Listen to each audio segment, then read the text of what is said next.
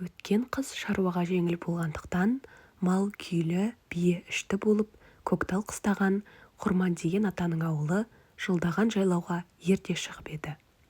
Екі ауылына елдің жайлауы Саумал көлге жағалай ауылдар қонып, былтырғы жұрттарына үй тігіп, көп ұзамай бие де байлады.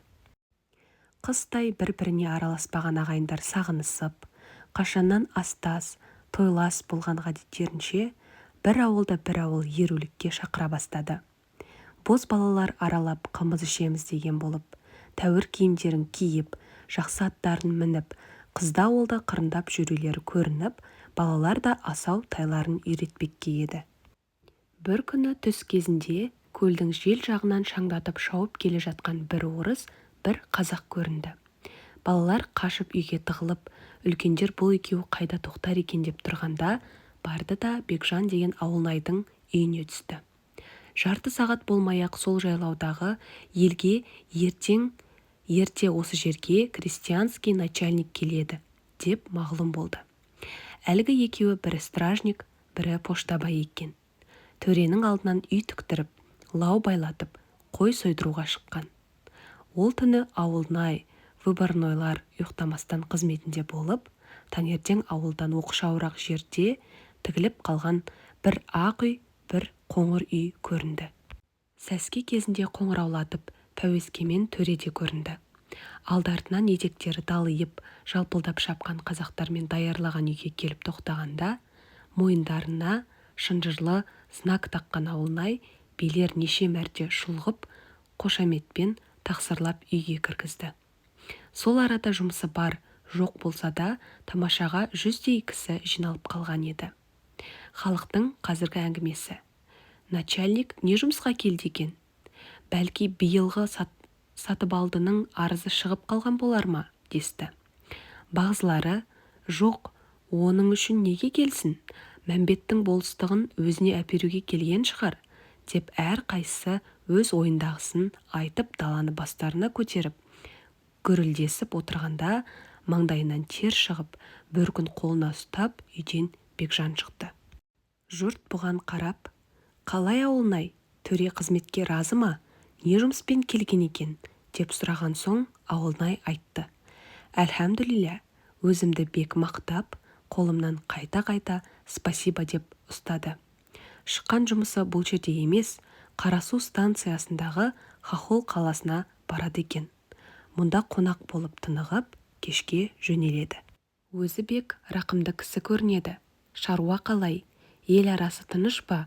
Деп һәммәсін сұрады. Анау күнгі Көтібайдың мені боқтағанын айтқаным жоқ. Оны айтқанда бәлеме болатын еді. Не қылайын? Хасеннің көңіліне қарадым. Және де төренің бір жат хабары сол: қазақтан солдат алынбайды. Бірақ мұжықтар секілді қала болам десең, 15 десятина жер беріледі, деді. Егін салыңдар, школа ашыңдар, ұлықтарыңды сыйлап, бұйрықтарын орнына келтіріңдер, деп насихат айтты.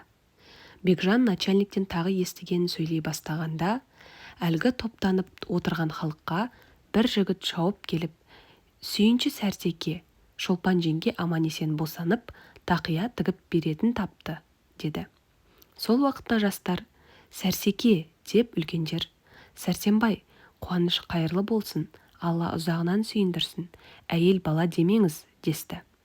Сәрсенбай: жоқ, олай демеңіздер, мен қайбір ұл қыз таңдайын деп жүрген кісі, деп орнынан тұрып, атына мініп үйіне қайтты. Екінші бөлім. Оқушылар, хикаямыздағы оқиғалар жоғарыда айтылмыш Сәрсенбайдың үй ішіндегі кісілерден басталғаны себепті. Анық аңлатпақ үшін Сәрсенбайдың кім екендігін һәм қандай кісі екендігін жазамын. Сәрсенбай ешбір ғылым оқымаған момын, мал баққан кісі еді. Атасынан артық дәулет қалмаса да, берірек келген соң малы да жақсы болып, жылқысы 100-ден асып, 200-300 деп қой да бітіп, қатардағы малды үйінің біріне қосылып еді. Бірақ мал жағынан көңіл хошы болса да, Сәрсенбайдың жамағаты қалампыр ғұмырында бала көтермей, бұл екеуі балаға мұқтаж еді. Сәрсенбай бағзы уақытта өзі де һәм жаны ашитын жақындарының сөзімен де бала үшін бір тоқал алуды ойласа да қалампырдан аса алмай әне-міне деп жүруші еді. Бір күні бір мәжілісте отырған уақытта бір құрдасының қымыз ішіп қызып отырып, әзілмен болса да, шынымен болса да сөз арасында: «Әй қубас, сонша малды айдап жүріп, дұрыстап зекет бермейсің, қажыға бармайсың, кім үшін жинап жүрсің? Ақырында қалампырдан қорқып, тоқал да алмадың» деген сөзін естіп, ол күні үйіне бек мұңайып келіп, қатынымен сөйлеспестен жатып қалып еді. Ертеңіне ауылындағы бір-екі ағайындарын шақырып алып: «Міне, мен сіздерді шақырғаным үмітсіз шайтан деген. Мал бітпес жігіт болмас, құрарына қара, ұл таппас қатын болмас, тұрарына қара» деп, бұл уақытқа шейін сабыр етіп келдім. Енді мен болсам 40-тың екеуіне келдім. Қалампыр да биыл 33-те. Қатыным, пайғамбардың сүннаты ғой. Сен де рұқсат бер, ағайыным. Сіздер осы жұмысты қолға алыңдар. Міне, біраз қанағат бар ғой. Мен енді бел байладым, деп ақырғы сөзін мағлұм етті. Қалампыр қанша ұнатпаған болса да, бұл сапарда Сәрсенбай да һәм басқалар да бір ауызды болып, сол жерде уағда қылғанын көріп, іші суып, енді сөйлегенімен қолдан еш нәрсе келмесін біліп: «Не қылсаңдар ықтияр. Әуелінде де мен тоқал алма деген жерім жоқ. Маған несін айтасыңдар?» деп түсі бұзылып үйден шығып кетті. Мұнан кейін көп уақыт өткізбей Сәрсенбай бір қыз айттырды. Өздеріне 40 шақырым жерде, Сайболат деген жерде, Жарас деген молланың бір ұл бір қызы бар екен. Молла опат болған соң қатынын бір жақын кедей әмеңгер алып, әлгі 2 жетім бала соның қолына шыққан еді. Сәрсенбайдың айттырғаны осы молланың қызы Шолпан еді. Шолпанның жасы 14-ке жетіп тұрған соң Сәрсенбай малын түгел беріп, келер жылында алып та қойды.